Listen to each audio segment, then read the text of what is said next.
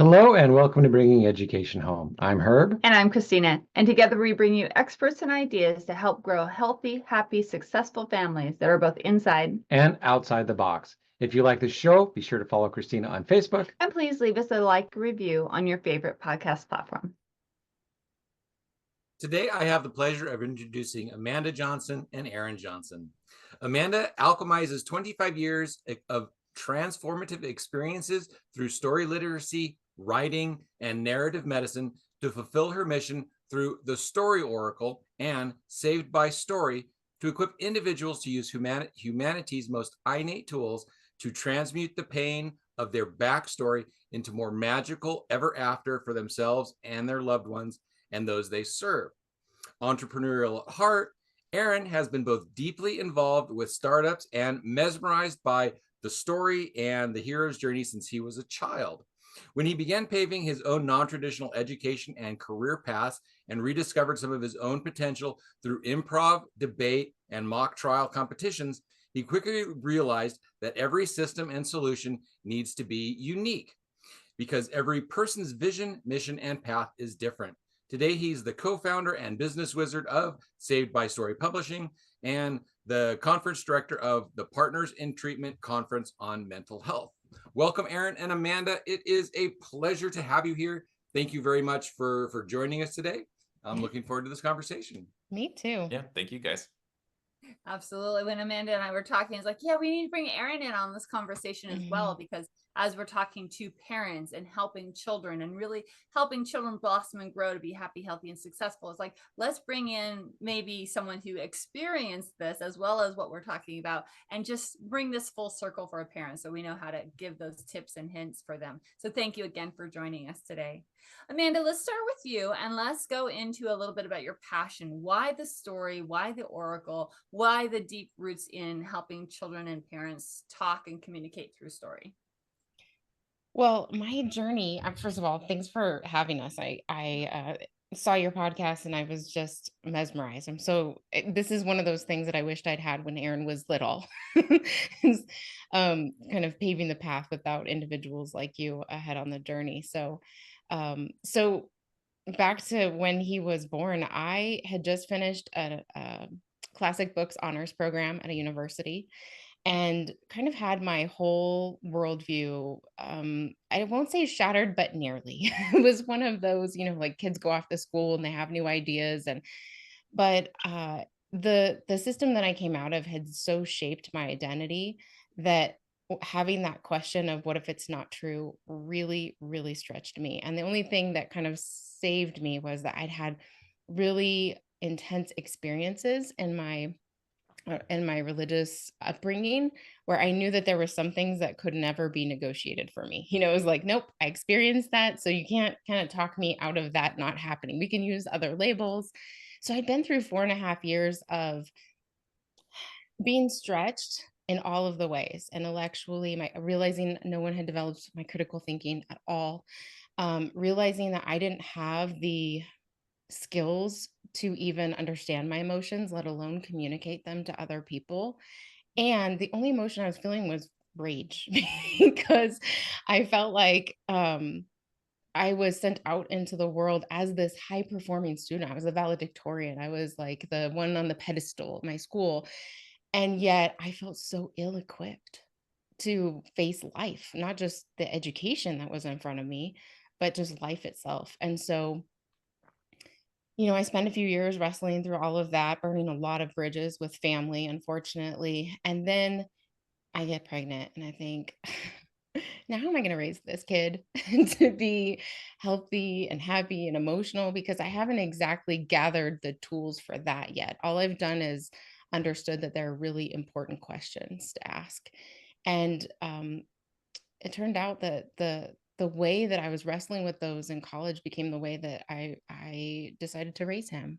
I was engaging the most important stories that shaped Western civilization, from Homer all the way up to, C.S. Lewis and Tolkien and all of those guys. I mean, so I was engaging and immersed in these beautiful stories and sitting around tables and arguing about free will and predestination and just all of these things that as if we can find the answer when we're 21 years old and then have a kid and think, man, almost none of that matters right now. How am I going to keep this child healthy?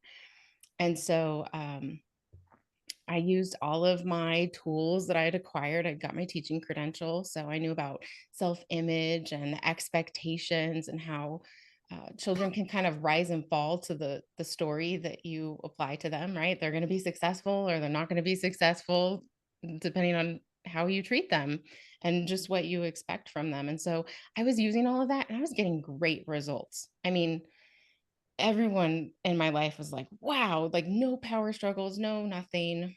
But there was that like character development thing. I mean, he was great. And character and the emotional literacy was the part that I was just like, if I don't have it, how do I share it? And then one night my husband said, I think we should start using story as the basis. And so that was kind of the beginning of our journey through story together. And then, it turned into a full career for me. And eventually he stepped into that. Awesome. Erin, go ahead and share a little bit about, what inspired you to join us today.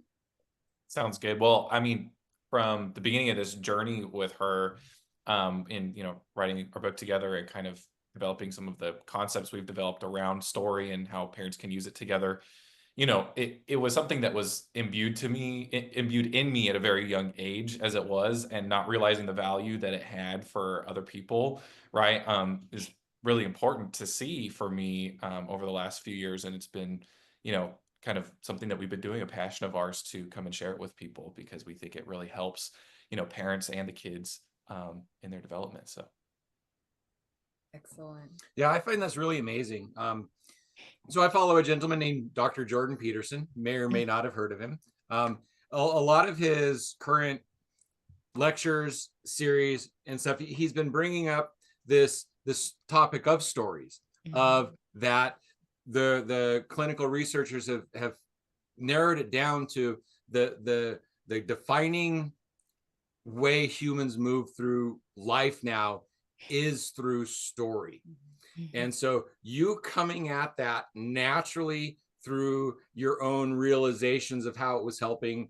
There's also literature about it, but now that they've actually cemented that down to, hey, this really is how humanity moves through life, is as story. It's like, you're ahead of the curve, so well done. So what were some of the points that really started showing you how important the story actually is? Because everybody tells stories and it's like, oh, that's a big story, oh, that's a fish story, everybody is story this and story that. But how did you get to, oh, you know what, everybody's talking about story, let's use story as healing? Because that little transition there is like the wow factor for me. It's like, how did you get to there? Because everybody tells stories. How did you flip that into healing? It really is so trendy now, especially in the entrepreneurial space where we are, how to use your story and brand stories. And you talked about Jordan Peterson. And when I found his work, I was just like, oh my gosh, yes, exactly. It's like someone who had all of the research to support everything that I knew by experience. And I mean, I didn't even know what narrative medicine was until I was 10 years into practicing it, because it's an innate tool. Because we've been, our entire, all of our ancestors have been telling stories for all time. It's the way that we, figure out who we are in the world and why we're here. And that's what we do, is we tell stories to kind of sort that out. And I don't know, do you have a better story than this? I'm not sure. Well, what if this character actually did this, right? We've been doing that for millennia. And so it's such a natural thing that sometimes I've said this to Erin, like, I just feel like I'm going to get out in front of people and they're going to be like, well, duh. And that is what happens because it's the most obvious thing in the world. And yet we all live in this culture where it's about blind consumption, right? We're working long hours during the day as parents. We're running around thinking about the millions of things that we have to do. And then we get a few hours with our kids at night. And hopefully we're still sitting around the table eating together and talking about our stories from the day. But I'll be honest, when Erin was little, all of that rage had turned into some real serious emotional and physical ailments for me, to the point that I wasn't a mommy who could like run around and play or even create big messes and clean them up afterwards. I was pretty close to couch bound. And so we spent a lot of time in front of the TV. And I know that's always one of those things where we had to put it in the book, like, judge me, whatever. But this is what we did. And it turned out to be the classroom. This was our classroom. This was our opportunity to, ask questions. And so, like I said, I was trained in the Socratic method. And when my husband said, actually, Avatar is kind of our Bible right now, I thought, oh my gosh, that's true. I'm, Peterson talks about like a well-told story is like a spiritual experience, right? And that's what I was having. I'd had it with Lord of the Rings. I'd had it with The Matrix when I was in college. And then I'm sitting there watching Finding Nemo with my kid. And I'm like, oh my gosh, this is exactly how I feel. This kid is now telling me at 3, I'm ready for that yellow bus. And I'm thinking, I am not. Like, literally, this is what was happening in our lives when Finding Nemo came out. And so we're watching this and I'm on the couch bawling my eyes out. And he's like, what's up? And so I had this opportunity to have this conversation about what happens. Kids are creative. They don't have these big fears that adults do, right? Like, it's just, let's go out and play. I want to make new friends and go to school and learn.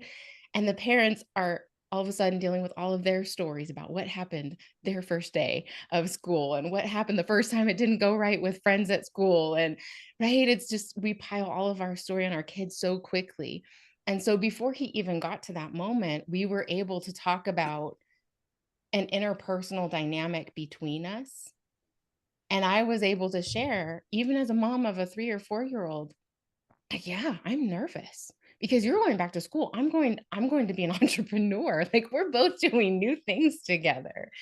And so this idea of using story out there to kind of see ourselves and identify what we're feeling, right? I mean, how many of us are just running? Like, how are you feeling today? I don't know. And then we're addicted to this one show where that human is trying to sort out the same problem that we're dealing with. And we haven't made the connections. And so, it was really with him on the couch that I figured that out. And then when I got into writing and helping individuals write their books, that was kind of the obvious thing that was happening in front of me, was people were wrestling with the characters.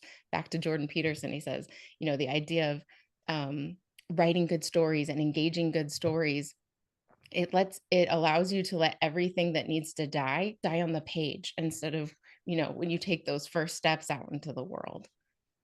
Exactly. So one thing that you said that I would like to just put a little thing in is you talked about television kind of being bad. Television is a tool. It's not good or bad. We put so many, I call it green, earth documentaries, stuff about the world. We didn't just put on like random, colorful, blah, blah, blah. So I watched so many documentaries, the stuff that I remember, the stuff that I hold on to. I don't know why I bring stuff up, but I'm like a walking encyclopedia at times, just because of all the random knowledge that I've gotten. But again, I get frustrated with shallow TV, so I don't watch.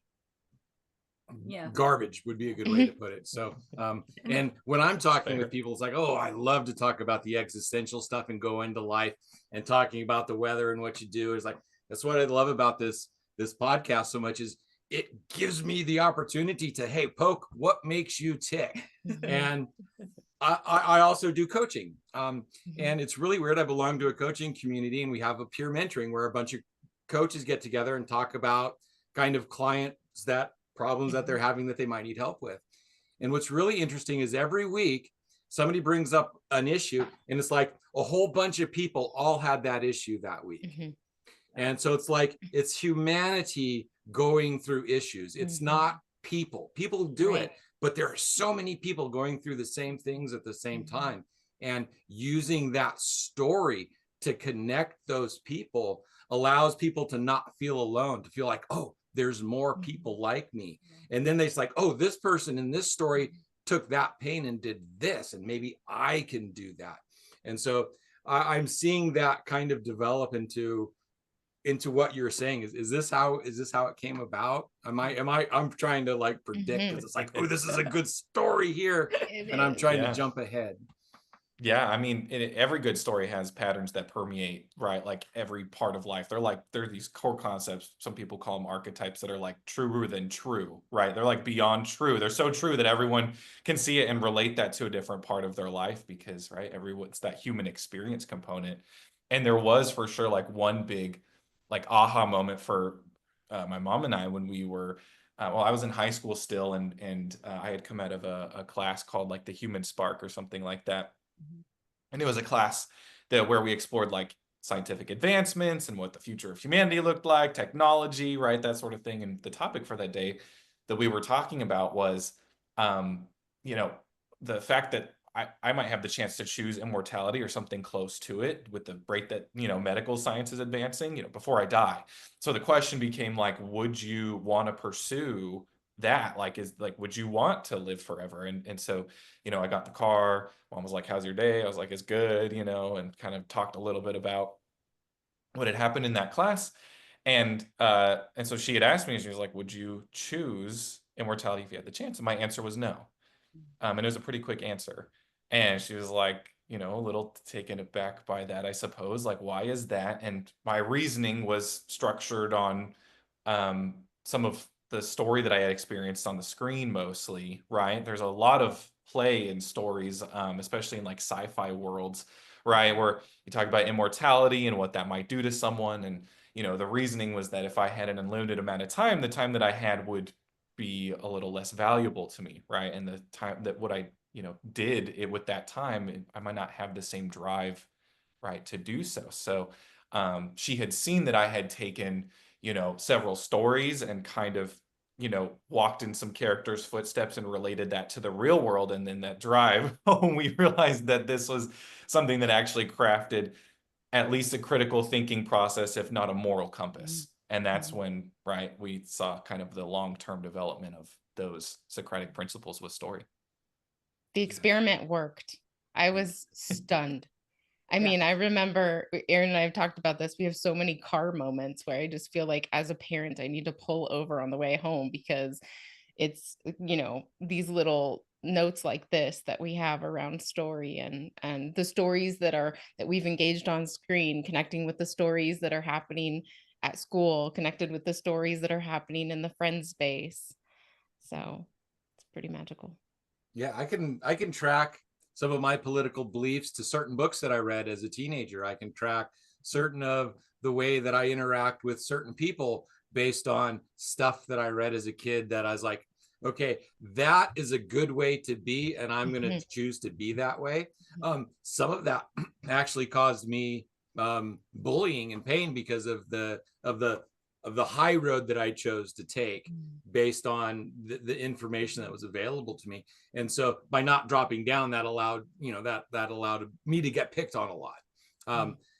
But at the same time, it created a character resilience within me at the same time. So those books, those stories, those things that I read gave me pieces and parts of myself that I wanted to be, that I wanted to implement.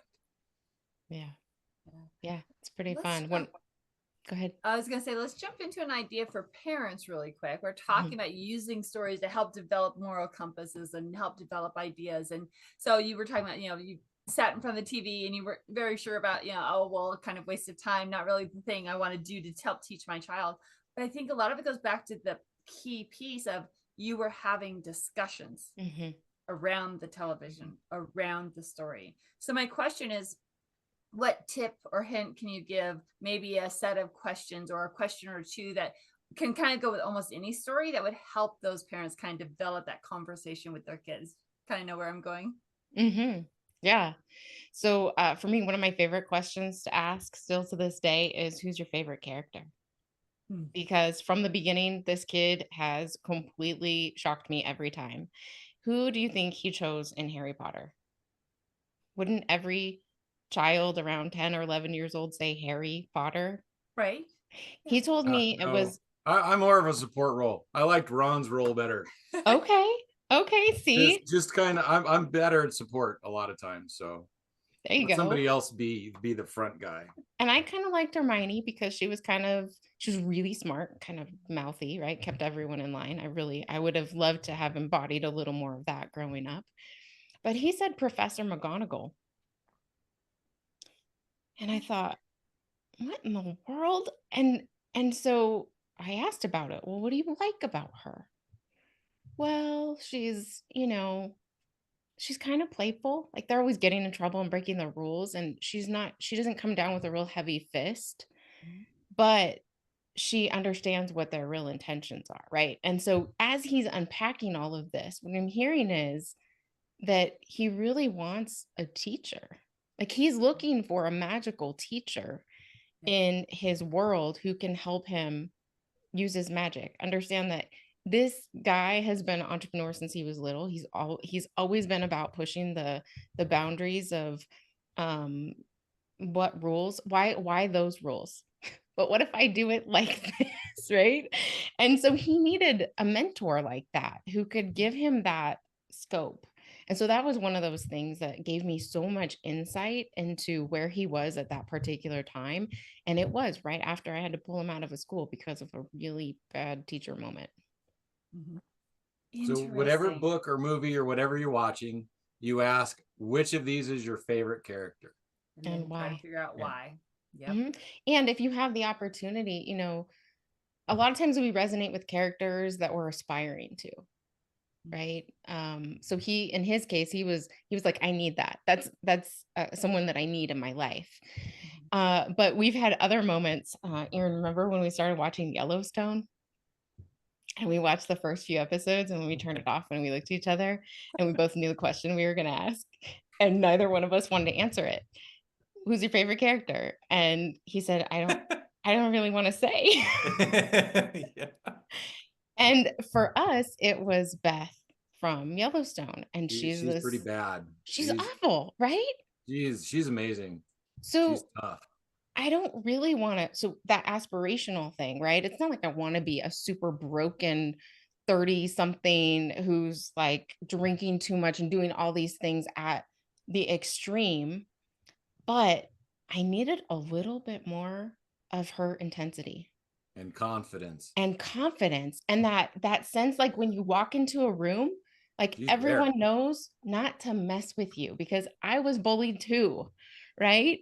And so Aaron and I were actually in a situation with a community that we were part of where we were starting to feel bullied. And so the fact that both of us kind of went, we need more of that, it was so telling, and it immediately connected us on like what we were working on right then in our own personal and professional lives.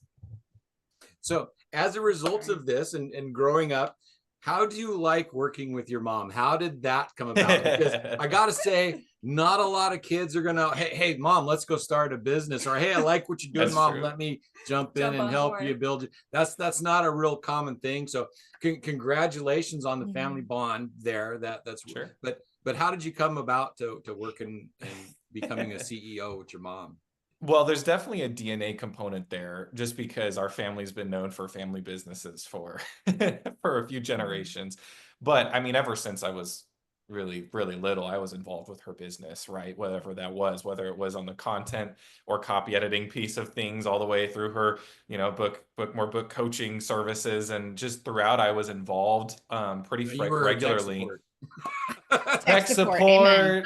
support, Follow through. emotional support. I Emotional. would pick up some of the tasks that were, age appropriate that I could, contribute to, just because I was interested in, like, hey, make a few dollars, but also try something new, like find grammatical errors in a manuscript or, whatever. And so just, I guess, little by little, it was just how it was and how it's kind of always been, and I enjoy it. So yeah, it's fun. So that's about how reading other people's stories can help with your life. Another part of what you do is you help people write stories to start changing their life. Tell us a little bit about that and how you work with people and how you get started with that with people. Now, a few words about vibrant family education. How many entrepreneurs and business owners start out on this journey to make a better life for their family, only to find that it took so much more time and effort than they were expecting that they had even less time for their family? I know I did. At Vibrant Family Education, we want to help you reach your family goals while you're still building towards your business goals. We do this by bringing you the third leg of the stool to keep your family upright, family education development. By bringing your children's education home, you will be able to model your work ethic and family values as you overcome obstacles and challenges to build your business. Instead of learning facts to pass tests, your children can be watching and seeing the dedication it takes to build your business and the legacy you want to create for their future. They will be able to witness the struggles and joys, the wins and the losses, and learn from you how to persevere and grow in life. Instead of waiting until you get successful to spend more time with your family, start with the end goal in mind and bring your family home.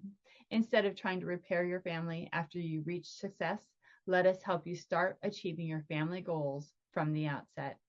Learn to be successful with your family now, and no matter what happens in the future, they will be better prepared for life, especially after watching how you cared for and built not only a business, but a healthy, happy, and successful family. We offer a wide range of educational services, including how to easily get started with homeschooling. Come visit us at vibrantfamilyeducation.com and let us show you how. And now, back to our guest. Because that's also pretty fascinating to me. Yeah. So when he went to school, mommy went to start a business that she had no idea what she was doing. I have a background of entrepreneurship, but it never occurred to me I was going to be a teacher. And so I became an editor first. I went to a large group of individuals who said, I'm not really interested in you teaching me how to write well. I'm really interested in having you fix what I've been writing because it's not doing the job. And that was when I started to realize that what was missing out of most of these manuscripts was their story. And because their story was missing, the engagement was missing, like the why. I didn't know why they cared about the message. I couldn't see the steps that they were taking. And more importantly than the steps, because some of them would write out the steps beautifully, but I couldn't see the emotional experience that it was to take those steps. Because, you make that look really easy now, 10 years in, but how did it feel the first time you took that step? Because that's where your reader is at. And so I began to ask them to insert more of their story. And that's when I realized, one, why they weren't writing effectively, even if they were getting it done. And two, why some of them couldn't write at all because they were running headlong into these parts of their story that they didn't want to tell because they'd fixed that relationship and didn't want to, overturn that stuff, or there was a big open wound and they're like, I don't know how I made it through that, but you can't make me go back and deal with that. And what I found was Some of the shame, some of the yeah, embarrassment, to get to the point to be successful in an entrepreneurship, you have to hurt yourself, not like physically, but you got to go through some stuff. Mhm. and yeah, it can be really painful. Pieces of you have to die for the new part of you to emerge, and an entrepreneurship is a really, really big change.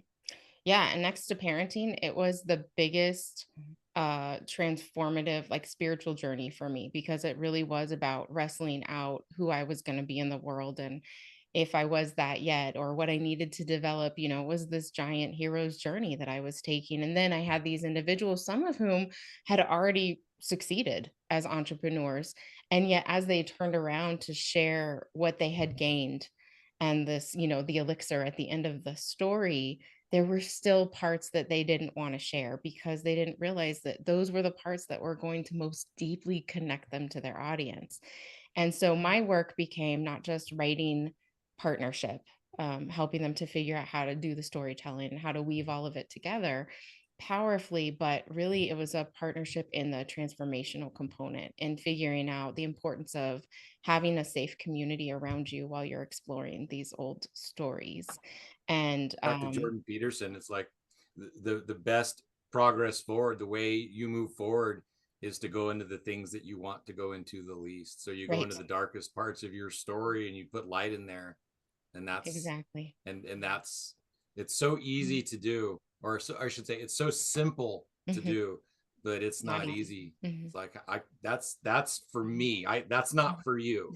And it's like, but sharing that gives me to you in a way that is important. Mhm. Yeah, and doing it in a safe place for the first time is really, really important. So that's why Aaron got involved, because, I would ask him to do little things, but I'd also invite him to retreats. Not to hang out for the whole time because, age appropriate, lots of stories that he shouldn't have been listening to at the time, but he would come over for dinner. He and his dad would come over and they'd hang out. And so he just became part of the community that kept growing and coming back around and growing together. And so I think that's kind of what got you hooked. As far as, the publishing goes, that's really his inspiration because, well, Tell you us can tell that more. story. Yeah, sounds Tell good. us Well, more. Back to that as emotional support thing. well, as she was, helping folks, develop their manuscripts, work through some of, like we were talking about, these blockages or these traumas or whatever it was, she was also helping people, self-publish their books.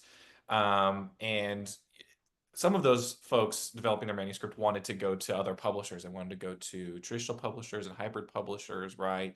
And not just self-publish. And so some of those people, you work for them, you work with them for 9 to 12 months. You create this like really, or longer, and this really strong bond. You're helping them with their story. They become, basically family. And now you're giving them, over to this publisher, and a lot of the time they were not treated very well, and their books did not come out the way that they wanted them to, and they changed, the language, and it no longer reflects the voice of the author, or they're getting the design elements wrong, and it's no longer aligned with their brand and their business, right?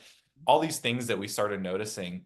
And I don't remember the year, but at one point, there were just these two back-to-back projects that were so kind of heinous with other publishers that, well, mom was infuriated because then she had to step in and actually do a lot of the work of the publisher. And my aunt, her sister, is a designer and is helping with with the covers and fix the covers and whatever. And at a certain point, I just looked at mom and I was like, we already do a lot of these things. Why don't we just do it, and with a little bit more, integrity and care, for the author's journey, and also what, bringing their voice and what they want into the book.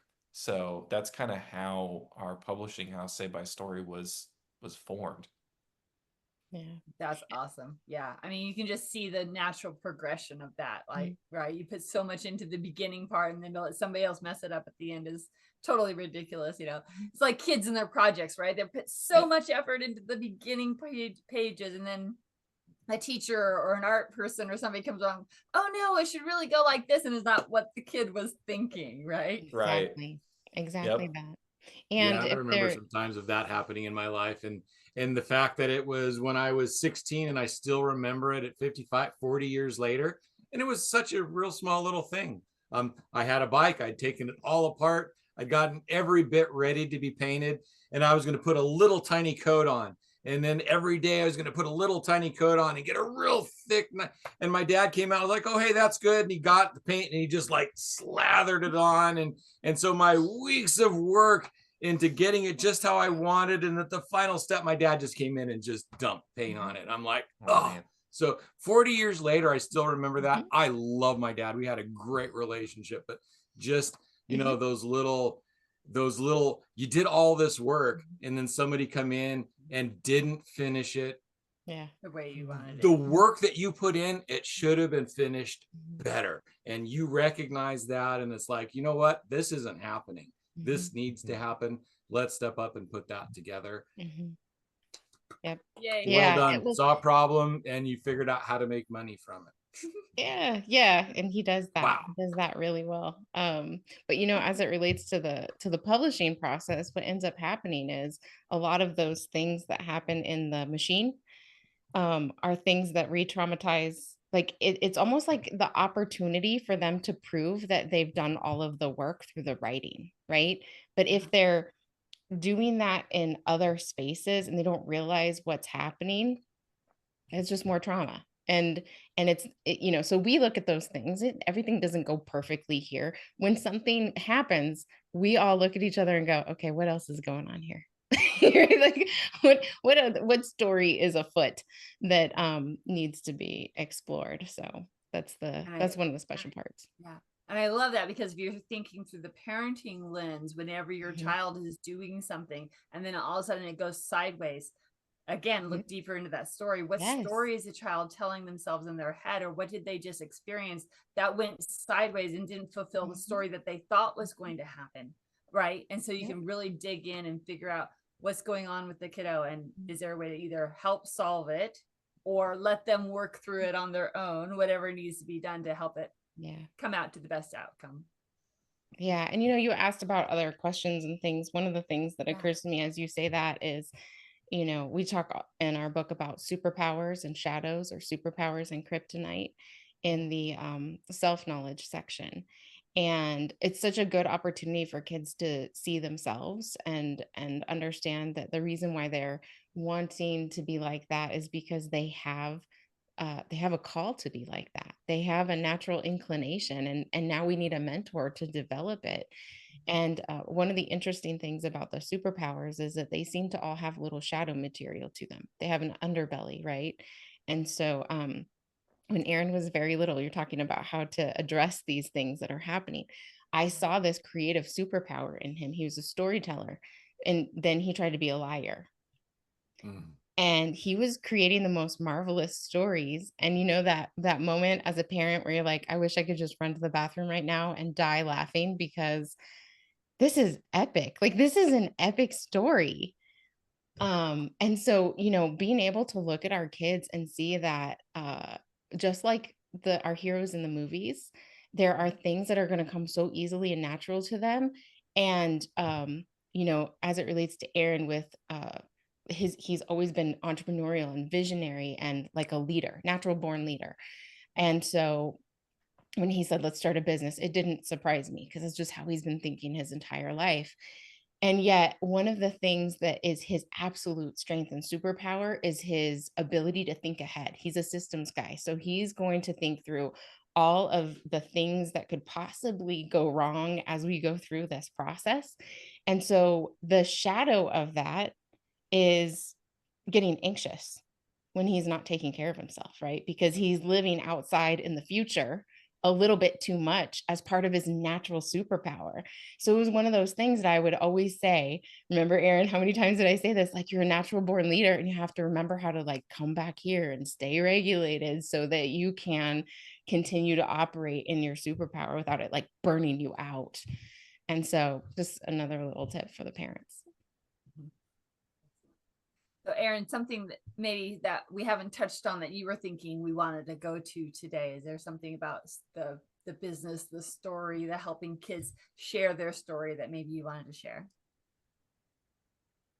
I think that the biggest thing, from my lens, is just try it out, right? Like, for parents, what mom used to do as a tip for anyone while you're watching a show or a movie is like, just pause the show. I know she did that to me all the time. And I would look at her from the couch and give her like the biggest eye roll ever and be like, but then, eventually know what was happening and that she was going to ask me a question. But seriously, like, if there's a moment in something that you guys are watching, like, whether it's an epic tale or not, but there's always a crucible moment to ask, right? To stop and pause and be like, wait a minute. we're not just watching this, like, what's actually going on? What's the intention behind this, and what can we gain from it? That's a super easy thing to do, to start that conversation, rather than relying on trying to come back to it after the fact. It's actually a lot easier to sit in the middle of a story and freeze for a second, than like try and remember like all the little details before, right? It's a pretty cool experience. Yeah, that's a great family experience. I'm going to go back to Jordan Peterson. So we were watching his as a family. Actually, I started watching it. His new series on the Gospels, and he's sitting around a table with 8 or 10 other people, and they're having a discussion on the Gospels from many different points of view. And I started watching that, and then my mom came in and sat down and started, and it's like a 10-part series. And so she's like, oh, are you going to watch that again? We started watching it, and at different points we would like, she would ask me a question. We would stop it, pause it, rewind it, hear the words again, and then have a conversation over the what they were talking about, how we didn't understand that meaning was there before, and just have a roundtable discussion, and then pick back up and see if they said any of the things that we said. It was like super entertaining and fabulous. And as when we had our granddaughter, when she was 4 and 5, we would take her places in the car, and we would start having makeup stories. So she would start a story, and we would say, oh, and then we would kind of build on it. It's like, oh, where's it going now? And then build on it. Yeah. And so some of the story times with our granddaughter was some of the best memories that I still have. And Yeah, as a and teacher, especially the same way when I was reading a story out loud to my classroom, right? I would do the same thing. I would stop. It's like, well, what did that mean? Or what did that character, why did that character just do that, right? That discussion throughout the story. Not so much that you break up the story, they can't understand it, but enough that it's like, oh, this was an important part. So I love that you mentioned that. Yeah, and especially with those guys in the Bible series that they do, like, first of all, those guys are just like on another plane of like intellectual conversation. They know their material. Like, we would watch those and we would literally be like, I've never felt like brain fatigue this bad in my life trying to follow exactly what it is that they were trying to say. So like lots of breaks were, especially because they were like, what, 2-3 hours, some of them, like some of them are really long.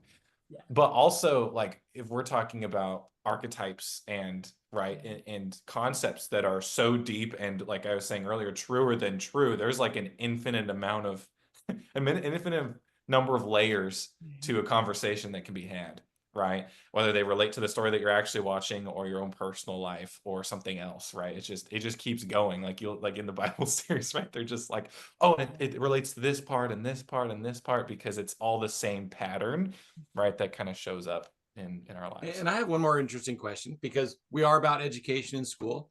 How did this relationship, this business, how did this affect you going through school? And what was your schooling like? Were you at all homeschooled? Because it said that you had kind of an individual, but then you talked about high school. So what was your education like, and how did working these businesses and the story with your mom fit into all of that?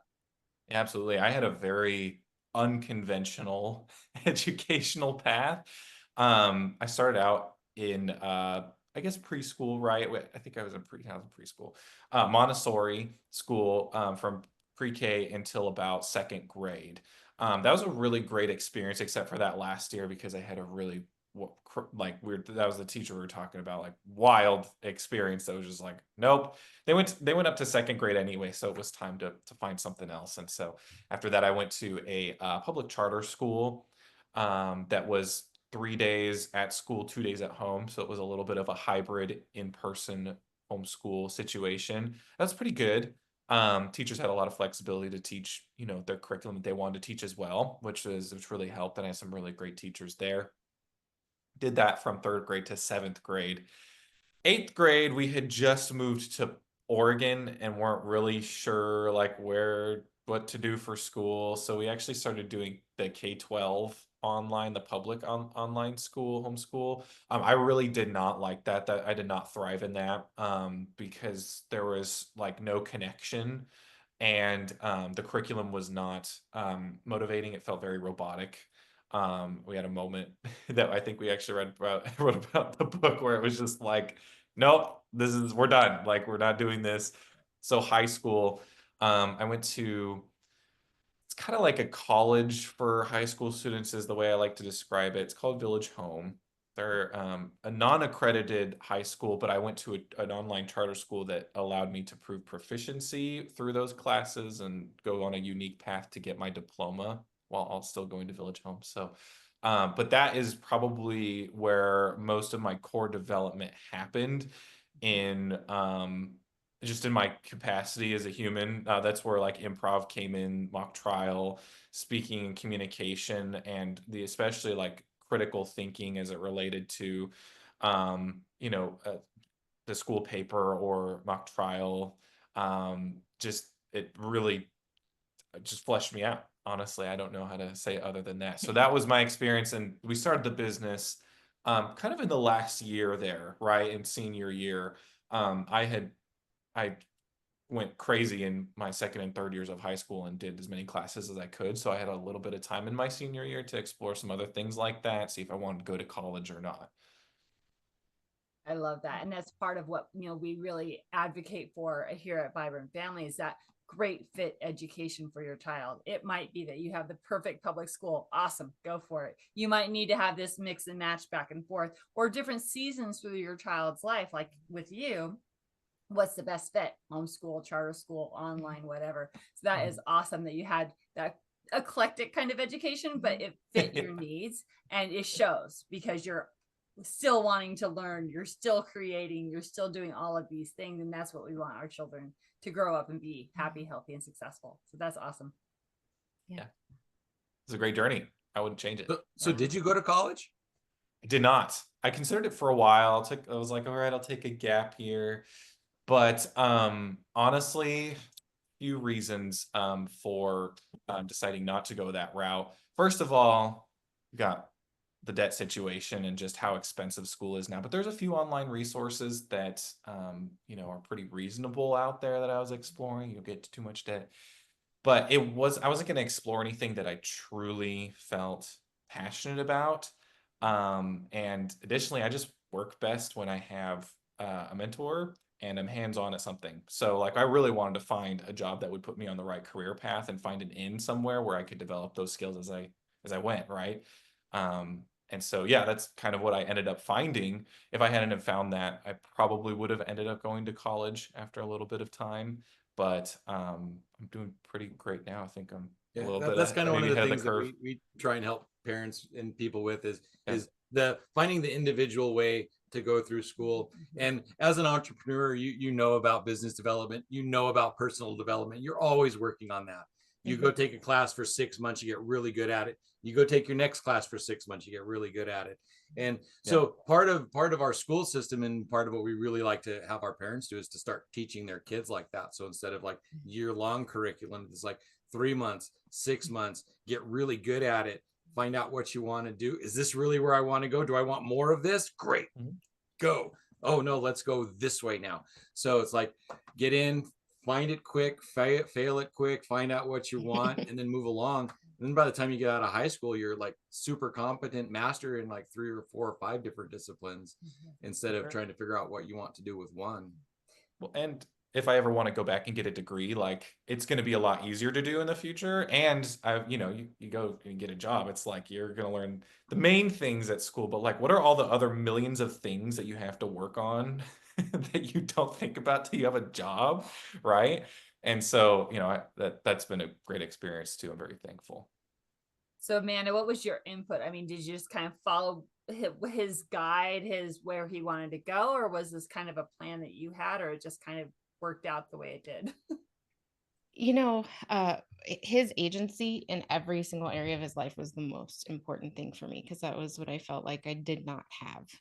And so from, what he was going to believe about himself and the world, all the way down to where he was going to go to school, I felt like my job was to present him with a whole bunch of options and let him explore and stay very connected to him and help him to sort of make sure that he was staying connected to his experience in it. And so, like you said, Montessori was fantastic. The other place I really liked because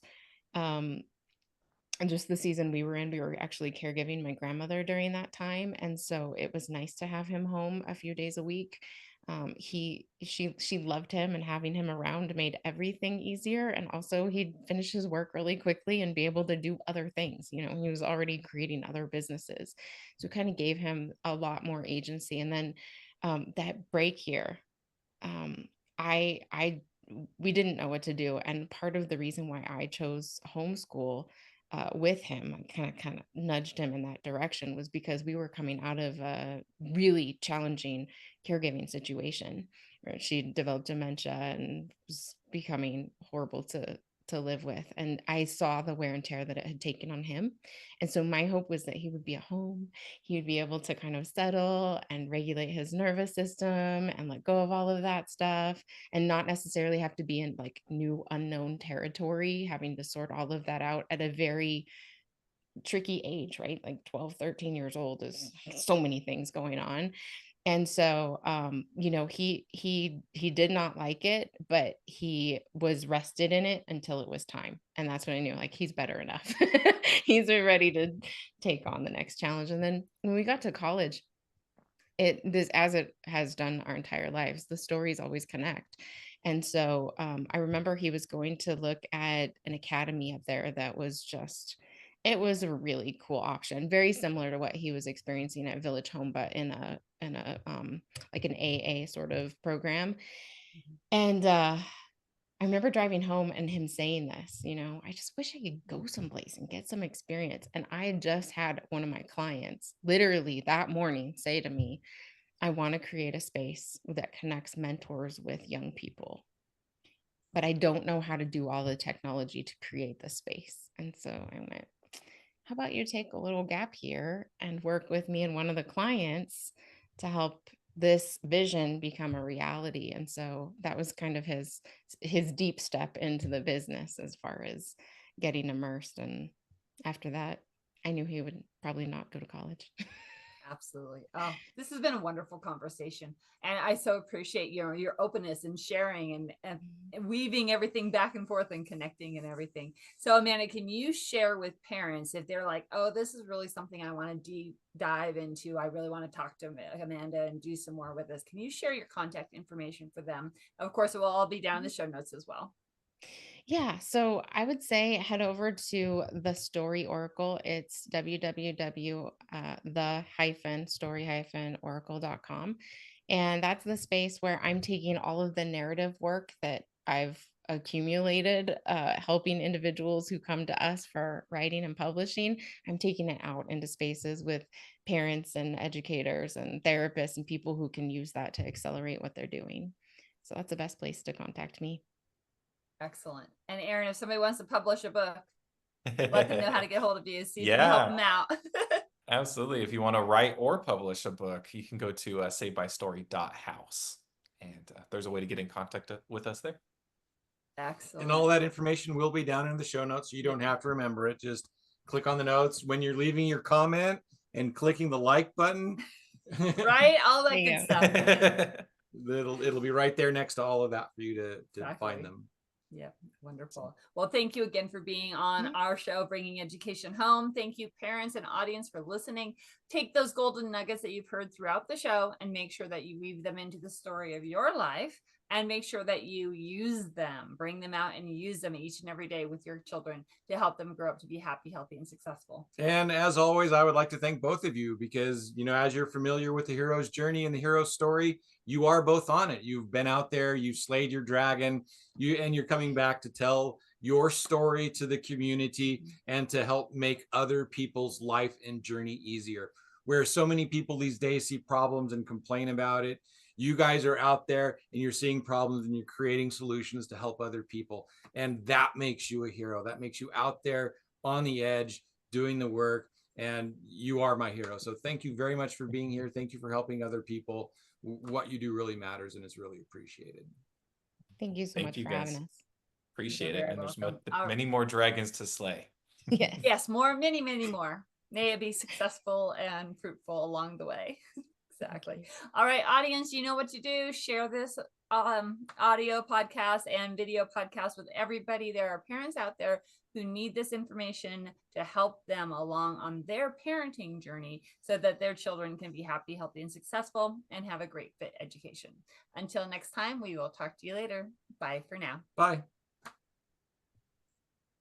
Hello and welcome to Bringing Education Home. I'm Herb. And I'm Christina. And together we bring you experts